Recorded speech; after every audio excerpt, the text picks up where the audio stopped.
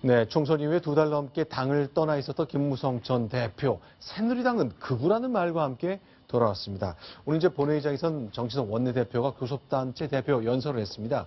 국회에서는 어떤 모습들이 벌어졌을까요? 여러 가지 일들이 있었습니다. 저희가 영상으로 묶어봤습니다. 시중의 사적 대화까지 녹음을 해서 언론에 전달하는 행위는 의도적인 음모다라는 말씀을 드립니다. 그 얼마나 오랜 시간을 짙은 어둠에서 서성거렸나. 정치 보복입니다. 정체성 시비는 저와 함께한 의원들을 쫓아내기 위한 핑계에 불과했습니다. 내 마음을 닫아둔 채로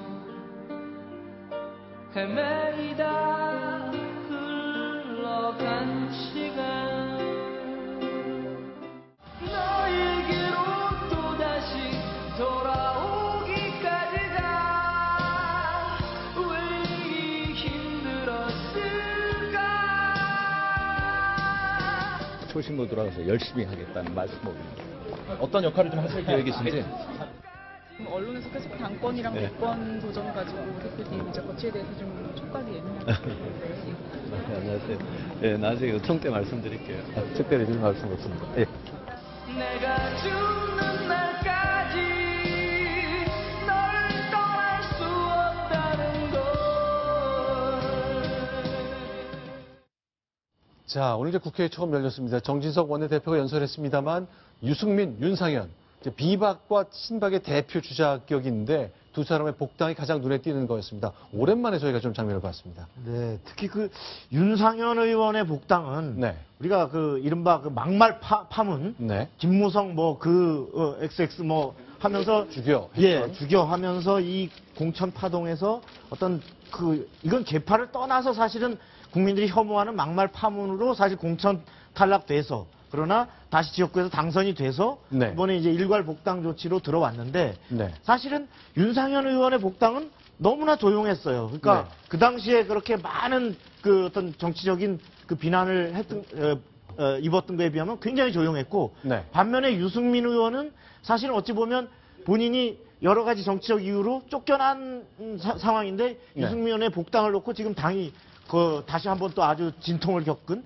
이런 두 사람의 대조적인 복당. 그래서 윤상현 의원은 아마도 이렇게 생각했던 것보다 아주 스무드하게 다시 그 복귀를 하게 돼서 굉장히 마음이 편안해 보이고, 유승민 의원은 여러 가지 지금 많은 당의 내용 속에서 들어오면서도 네. 정치적 비중은 그전보다 훨씬 더 격상이 되어서 돌아왔다. 이런 측면에서도 역시 본인 크게 나빠 보이지는 않습니다. 유승민 의원이 무소속이었을 때도 멀찍이 떨어져 앉았는데 이제 오늘부터는 자리 배치가 그야말로 나경원 의원도 있고 김무성 대표가 바로 뒤인데 바로 앞자리군요. 그렇습니다. 보통은 이제 저런 본회의장 위치를 결정할 때는 뭐 네. 당직을 맡았느냐, 네. 선수는 몇 선이냐, 그다음에 상임위는 어떻게 되냐, 이렇게 해서 이제 뭉쳐 앉게 되는데 네. 아까 보신 사진에서 보셨지만 네. 유승민 의원의 옆자리에는 나경원 의원이, 네. 나경원 의원 옆에는 김재경 의원이, 그러니까 보면 비박계로 네. 불릴 수 있을 만한 사람들 사이에 앉아 있고요. 네. 반대로 이 윤상현 의원 같은 경우에는 옆자리에 친박 조원진 의원이 저렇게 앉아 있고요.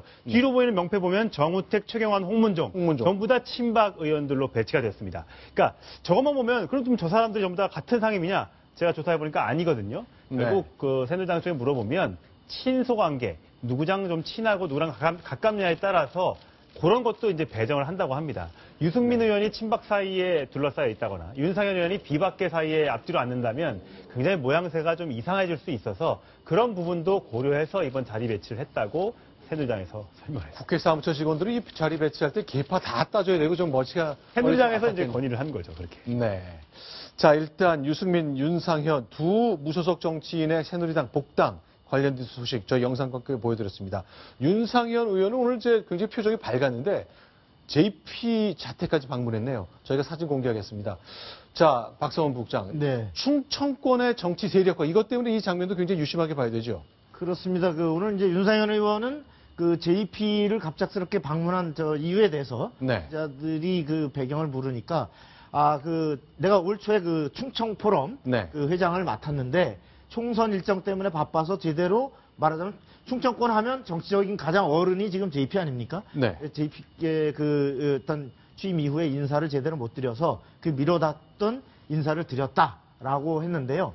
지금 가장 주목받는 대목이 반기문 총장의 방한 이후 이른바 충청 대망론. 네. 이것이 내년 대권의 그 여권의 주자로서의 가장 향배로 관심을 모으는 상황이라서 다시 그 부분에 대해서 또 기자들이 물어보니까 네. 오늘 JP가 역시 얼마 전에 했던 얘기입니다만 반 총장이 네. 열심히 굉장히 굳은 것 같더라 네. 라는 얘기를 여전히 하셨다라고 하면서 향후 앞으로 본인이 사실 그 또 충청 대망론의 하나의 앞장서는 본인이 또 충청 출신으로서 또 친박의 정무 특보를 지낸 박근혜 대통령의 핵심 어떤 복심으로서 네. 앞으로 많은 역할을 하겠다라는 것을 이제 만천하에 거의 선포하다시피 하는 오늘 저런 장면이었다. 이런 생각으로 그렇죠. 보입니다. 예. 새누리당 복당하고 국회에 출석한 그 첫날 JP를 찾아갔습니다. 앞으로 충청권의 정치 세력화에 윤상현 의원이 아주 적극적으로 나서겠다는 사인을 보여준 건데요. 자, 그렇다면 앞서 소개해드렸잖아요. 새누리당이 너무 극우적이다 라고 말했던 김무성 대표 얘기해 보겠습니다. 자, 뭐라고 얘기했는지 직접 들어보겠습니다. 개헌 관련 말씀만 해주시. 또 뭐? 대표님이 안 계시는데 얘기해주세요. 좀 믿어주시고요. 뭐. 저희 자주우량 문제가지고 참 황당해서 한마디 하세요. 대표님 사무총장 그 사퇴해가지고 무슨 얘기를 했는지 들어보자 했는데 정말 아무 얘기도 안 했군요. 네, 저 때는 얘기 안 했고요. 네. 나오면서는 몇 마디 얘기를 했습니다. 네. 들어갈 때와 나올 때 마음이 뭐 좀 달라졌는지는 모르겠습니다만 어쨌든 김무성 대표의 복귀 또 SNS 활동책에 이런 정치적 메시지 등이 관심을 끄는 건 유승민 의원의 복당과 관련이 있지 않겠느냐는 해석이 나옵니다. 아무튼 유승민 의원이 복당을 하면서 차기 당권 주자 또는 이를 넘어서 내년 대선 후보로까지 거론되면서 기존에 이제 대선 후보로 거론되고 있던 김무성 대표의 정치적 위기감이 반영된 것 아니냐는 해석 때문에 앞으로 김무성 대표가 아까의 모습과는 달리 여러 가지 정치적 현안에 대해서 적극적인 의사 개진을 할 가능성이 점쳐지고 있습니다. 그런데 전상시 차장, 일단 권력을 나눠야 된다는 주장을 했는데 역시 개헌에 좀 생각이 가 있는 것 같은 인상이 있네요. 그렇습니다. 과거에 이제 이원 집정부제식 그 개헌을 하자고 했다가 한번 박근혜 대통령한테 레이저를 맞고 네. 딱꼬리를 내린 적이 있지 않습니까? 네. 그런데 본인의 소신은 계속해서 어쨌든 간에 개헌이 필요하다. 합리적인 국정 운영, 민주주의 하려면 권력을 나눠야 하고 이미 네. 정세균 국회의장을 시작으로 개헌 여론이 여야 할 것 없이 확산되고 있으니까 나도 그런 방향으로 생각할 것이다. 내 원래 소신이 개헌이다. 이렇게 얘기했기 때문에 앞으로 네. 이제 개헌 논의에 한번 주도적인 역할을 할 것으로 예상이 됩니다. 자, 개헌과 관련해서 지금 뭐 실제로 여론조사를 해보면요. 오늘 연합뉴스가 국회의원 전수조사를 해봤더니 한 70%쯤은 개헌에 찬성하는 것 같은데 박성국 국장. 네. 대통령이 동의해야 가능한 거 아닙니까? 네.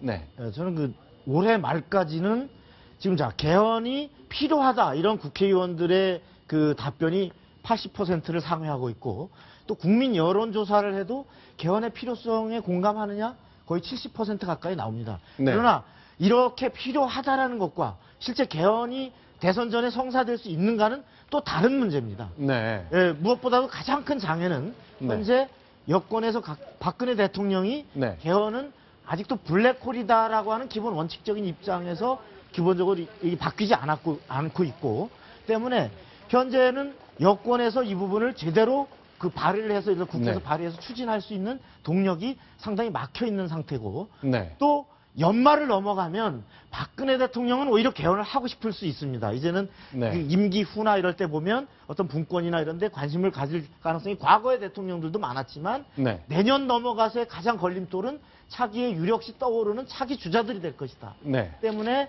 올해는 박근혜 대통령, 내년에는 차기 주자들 때문에 현재 그 많은 개헌 논의가 대선 전에 결실을 맺을 수 있느냐는 가능성이 그렇게 높지 않다라고 네. 또 저는 그렇게 보고 있습니다. 일단 새누리당은 김무성 전 대표가 보기엔 극우적인 면모로 바뀌었다고 얘기했는데 친박 중심의 당 운영과 관련해서 굉장히 비판적인 거잖아요. 뭐 그렇다고 볼 수 있죠. 그러니까 새누리당은 선거 때마다 집토끼 생각만 하고 과거에 함몰되는 등 너무 구구적인 성향을 갖고 있다.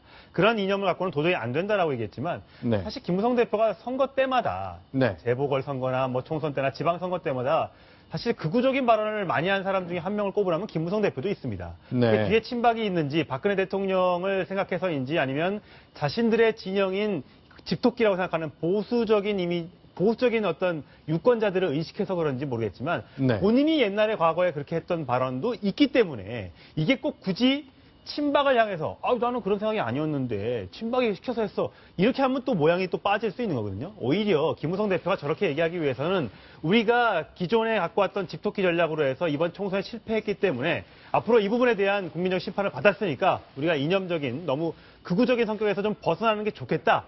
이렇게 말을 하는 게 더 앞뒤가 맞지 않을까 생각이 듭니다. 그런데 어제 오늘의 새누리당 상황을 보면요. 사무총장 떠나야 된다. 왜 마음대로 하느냐. 바꿔 말하면 친박 중심의 운영과 거리가 먼 비박, 친엠빌계의 의원을 물러나야 한다고 요구하는 거잖아요. 그래서 오늘 국회의원회관에 친박 진영에 아주 강경한 입장을 갖고 있는 의원들이 많이 모였습니다. 그 장면과 음성 들어보겠습니다.